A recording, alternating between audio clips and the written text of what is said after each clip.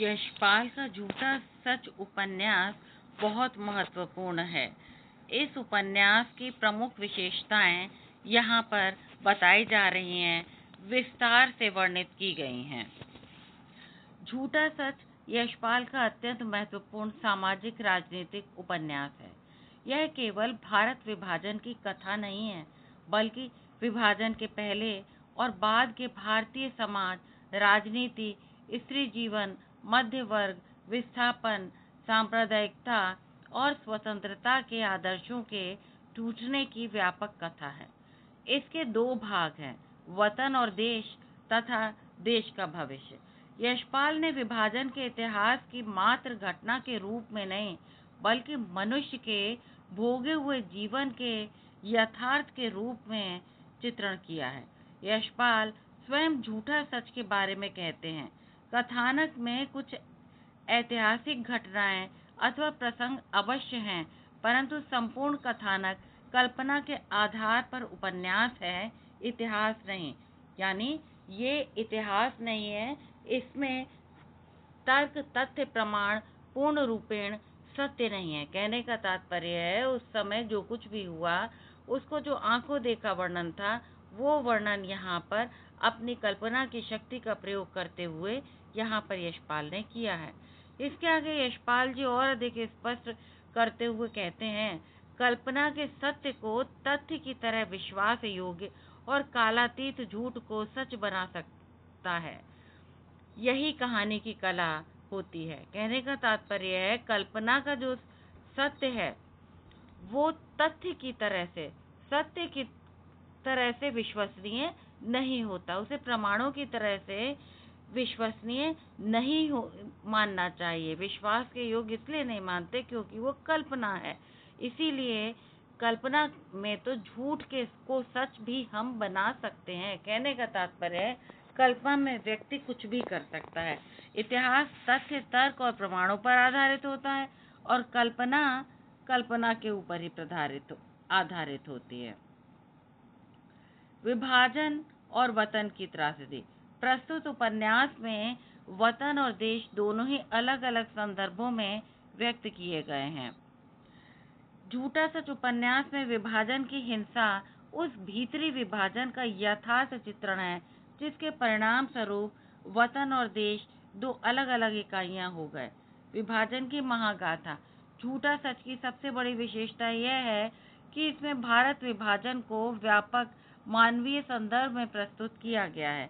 यशपाल विभाजन को केवल राजनीतिक घटना के रूप में नहीं देखते, बल्कि बताते हैं कि इसका प्रभाव सामान्य मनुष्य के जीवन पर कैसे पड़ा। लाहौर का शांत सामाजिक जीवन धीरे धीरे सांप्रदायिक तनाव में बदलता है। दंगे होते हैं, घर जलते हैं, लोग मारे जाते हैं और लाखों लोग अपना घर छोड़ने के लिए विवश होते हैं। इस प्रकार उपन्यास विभाजन के राजनैतिक, सामाजिक, आर्थिक और मनोवैज्ञानिक सभी पक्षों को सामने लाता है। इतिहास और व्यक्ति का अद्भुत समन्वय। उपन्यास में एक ओर स्वतंत्रता आंदोलन, कांग्रेस, मुस्लिम लीग, पाकिस्तान की मांग, देश के विभाजन जैसी ऐतिहासिक घटनाएं हैं, तो दूसरी ओर जयदेव, कनक, तारा तथा अनेक सामान्य पात्रों के व्यक्तिगत जीवन की घटनाएं हैं। यशपाल की विशेषता यह है कि वे इतिहास को केवल नेताओं की कहानी नहीं बनने देते। वे दिखाते हैं कि बड़े राजनीतिक निर्णयों का असर साधारण परिवारों, प्रेम संबंधों, स्त्रियों, व्यापारियों और शरणार्थियों पर किस प्रकार पड़ता है। अगला पॉइंट आता है, अगली विशेषता है सांप्रदायिकता का यथार्थ चित्रण। उपन्यास सांप्रदायिकता के विरुद्ध एक सशक्त रचना है। यशपाल दिखाते हैं कि हिंदू, मुस्लिम और सिख लंबे समय तक साथ रहते थे, लेकिन राजनीतिक और धार्मिक उन्माद धीरे धीरे उनके बीच अविश्वास पैदा करते हैं। सांप्रदायिकता केवल दंगों में नहीं दिखाई देती, बल्कि लोगों की सोच में भी प्रवेश करती है।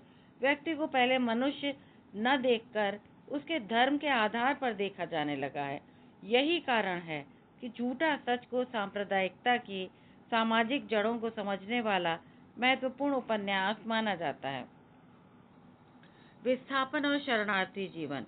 उजड़ते हुए लाहौर और बसते हुए शहर दिल्ली, विभाजन के बाद लाखों लोगों को अपना घर छोड़ना पड़ा।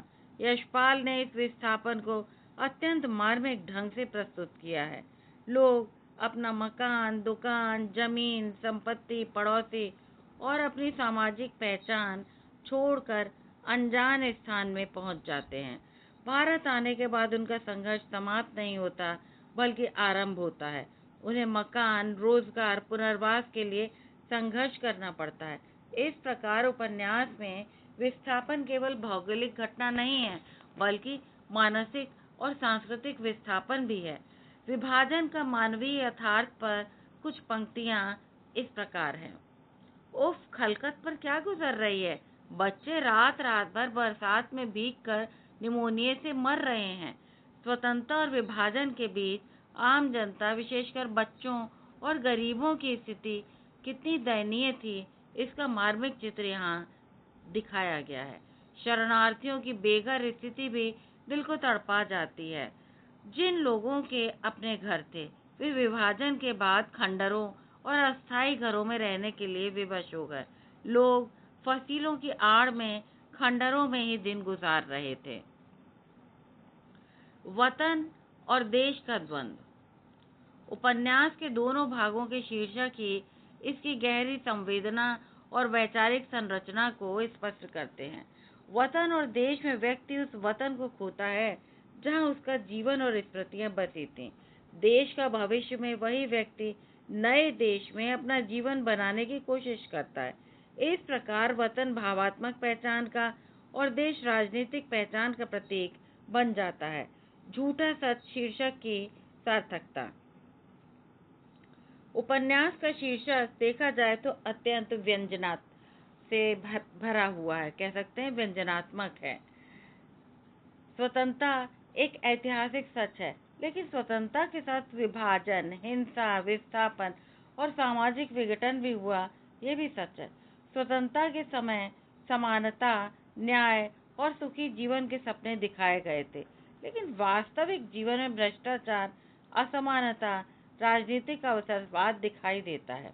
इसीलिए आदर्श और वास्तविकता के बीच का अंतर ही झूठा सच बन जाता है। स्त्री चेतना। उपन्यास की अत्यंत महत्वपूर्ण विशेषता इसकी स्त्री विमर्श है। कनक और तारा जैसे पात्रों के माध्यम से यशपाल ने स्त्री के जीवन से जुड़े प्रश्न उठाए हैं। स्त्री केवल माँ, पत्नी, परिवार की मर्यादा तक ही सीमित नहीं है, बल्कि उसकी मानसिकता पर भी प्रश्न उठाया गया है।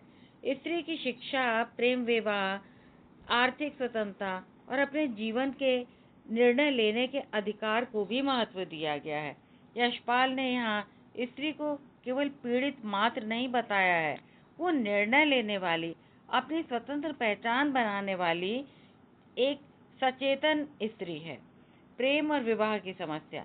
उपन्यास में प्रेम केवल रोमांटिक विषय नहीं है।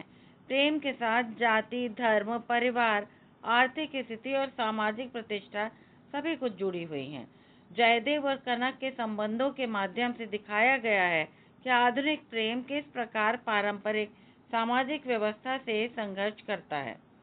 यशपाल विवाह नामक संस्था पर भी प्रश्न उठाते हैं और व्यक्ति की स्वतंत्र इच्छा को महत्व देते हैं। मध्य वर्ग का यथार्थ। झूठा सच में शिक्षित मध्य वर्ग का विस्तृत चित्र मिला है।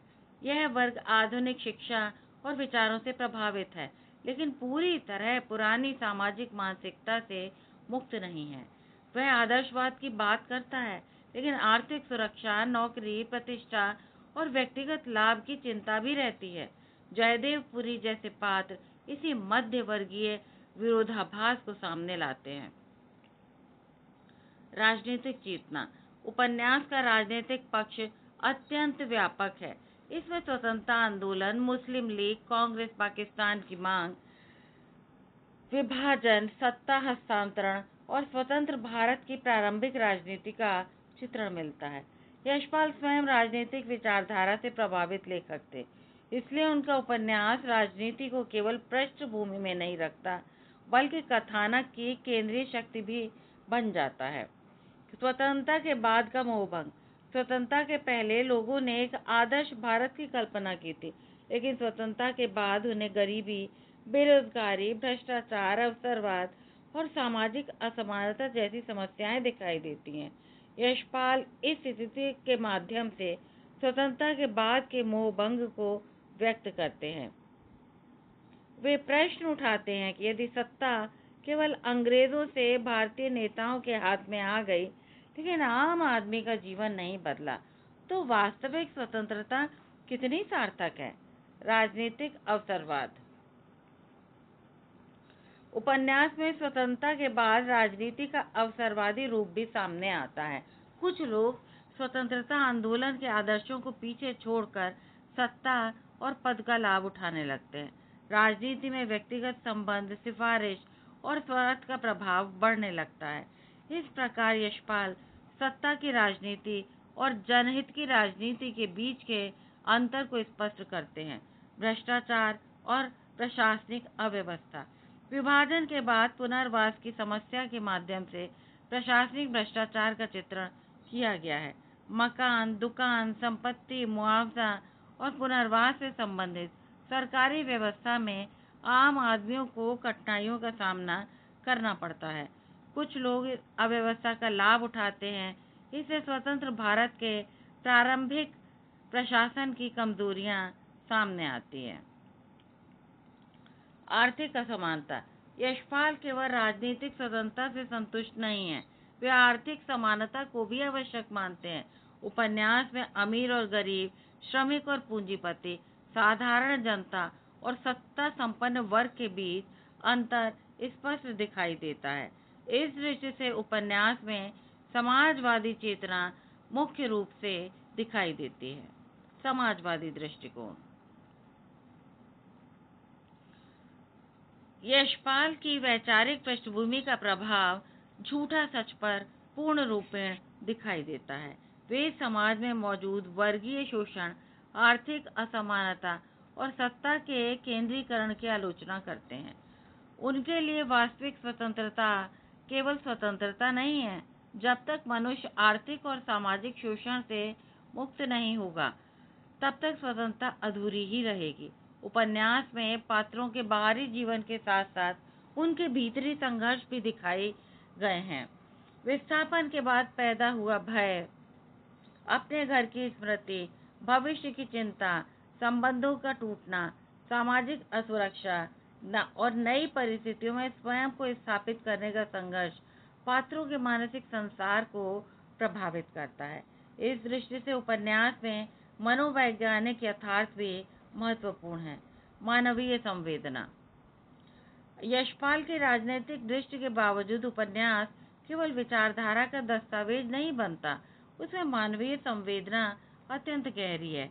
विभाजन में मारे गए लोगों, बिछड़े परिवारों, स्त्रियों, बच्चों और शरणार्थियों की पीड़ा का चित्रण पाठक को भावनात्मक रूप से प्रभावित करता है। लेखक का मूल आग्रह यही है कि धर्म और राजनीति से पहले मनुष्य को मनुष्य के रूप में देखा जाए। बहुस्तरीय कथानक। झूठा सच का कथानक केवल एक परिवार और पात्र तक ही सीमित नहीं रहा है। इसमें व्यक्ति, परिवार, समाज, राजनीति और राष्ट्र सभी स्तर एक दूसरे से जुड़े हुए हैं। इसी कारण यह एक व्यापक सामाजिक महागाथा का रूप धारण करता है। पात्रों की विविधता। उपन्यास में विभिन्न वर्गों और विचारधाराओं के पात्र दिखाई देते हैं। शिक्षित युवक, स्त्रियां, व्यापारी, शरणार्थी, राजनीतिक कार्यकर्ता, अधिकारी, माध्यमिक परिवार और सामान्य नागरिक, इन सभी के माध्यम से तत्कालीन समाज का व्यापक चित्र सामने आता है। इसीलिए पात्र केवल कहानी को आगे बढ़ाने वाले साधन नहीं हैं, बल्कि अपने समय और समाज के प्रतिनिधि भी हैं। यथार्थवादी दृष्टिकोण। झूठा सच की सबसे प्रमुख साहित्यिक विशेषताओं में से इसका एक यथार्थवादी दृष्टिकोण का होना है। यशपाल ने विभाजन को रोमानी और भावुक दृष्टि से प्रस्तुत नहीं किया। उन्होंने हिंसा, विस्थापन, भूख, संपत्ति की समस्या, भ्रष्टाचार, राजनीतिक स्वार्थ, सामाजिक तनाव को उनकी वास्तविकता के साथ चित्रित किया है। इसी कारण उपन्यास को पढ़ते समय पाठक को लगता है कि वो इतिहास की पुस्तक नहीं बल्कि जीवित समाज को देख रहा है। व्यंग्यात्मक दृष्टि। स्वतंत्रता के आदर्श और वास्तविकता में या वास्तविक जीवन के सत्यों में अंतर दिखाई देता है। वहाँ यशपाल का व्यंग्य तीखा हो जाता है। वे उन नेताओं और सामाजिक शक्तियों पर व्यंग करते हैं जो देश सेवा के नाम पर व्यक्तिगत लाभ उठाते हैं। व्यंग के माध्यम से लेखक पाठक को यह सोचने पर मजबूर करते हैं कि स्वतंत्रता के आदर्शों का वास्तविक जीवन में कितना पालन हुआ है। भाषा शैली की विविधता। उपन्यास की भाषा सरल, प्रवाहपूर्ण और संवाद धर्मी है। यशपाल ने पात्रों के सामाजिक स्तर और परिस्थितियों के अनुसार भाषा का प्रयोग किया है। जहाँ राजनीतिक चर्चा है वहाँ भाषा वैचारिक और तार्किक हो जाती है। जहाँ सामान्य जनजीवन है वहाँ भाषा अधिक सहज और बोलचाल की हो जाती है। इससे उपन्यास में जीवंतता और स्वाभाविकता आ जाती है। संवादों की प्रभावशीलता। उपन्यास के संवाद केवल कथा को आगे बढ़ाने के लिए नहीं है, उनके माध्यम से पात्रों की विचारधारा और व्यक्तित्व भी सामने आता है। राजनीतिक बहसों, स्त्री पुरुष संबंधों और सामाजिक प्रश्नों पर होने वाले संवाद उपन्यास के वैचारिक पक्ष को मजबूत करते हैं। समय और समाज का व्यापक चित्र। झूठा सच में एक पूरे ऐतिहासिक संक्रमण का चित्र मिलता है। स्वतंत्रता पूर्व भारत, सांप्रदायिक तनाव, विभाजन, विस्थापन, स्वतंत्रता, पुनर्वास, नई राजनीति, इन सभी अवस्थाओं को उपन्यास में जोड़ा गया है। इसीलिए यह केवल एक उपन्यास नहीं बल्कि एक युग का सामाजिक दस्तावेज भी माना जाता है। आदर्श और यथार्थ का द्वंद्व। उपन्यास का ये एक केंद्रीय द्वंद्व है। स्वतंत्रता का आदर्श बनाम स्वतंत्रता के बाद का यथार्थ। लोगों ने जिस भारत की कल्पना की थी, वास्तविक भारत उससे कहीं अलग दिखाई देता है। यह द्वंद्व शीर्षक झूठा सच को अर्थ प्रदान करता है और पूरे उपन्यास को वैचारिक गहराई भी देता है। निष्कर्ष। इस प्रकार झूठा सच की प्रमुख विशेषताएं केवल विभाजन का चित्रण तक सीमित नहीं है। इसमें विभाजन की त्रासदी, सांप्रदायिकता, विस्थापन, शरणार्थी जीवन, स्त्री चेतना, प्रेम विवाह, मध्यवर्गीय जीवन, राजनीतिक अवसरवाद, भ्रष्टाचार, आर्थिक असमानता, समाजवादी दृष्टि, मनोवैज्ञानिक दृष्टि, मानवीय संवेदना, यथार्थवाद, व्यंग और आदर्श यथार्थ का द्वंद्व एक साथ दिखाई देता है। इसी व्यापकता के कारण झूठा सच हिंदी के महत्वपूर्ण ऐतिहासिक, सामाजिक और राजनीतिक उपन्यासों में गिना जाता है। इसकी सबसे बड़ी उपलब्धि यह है कि यशपाल ने देश के विभाजन और स्वतंत्रता के इतिहास को सामान्य मनुष्य के जीवन की गहराई बना दिया है। बिंदुवार अन्य विशेषताएं। लाहौर के बहुधार्मिक सामाजिक जीवन,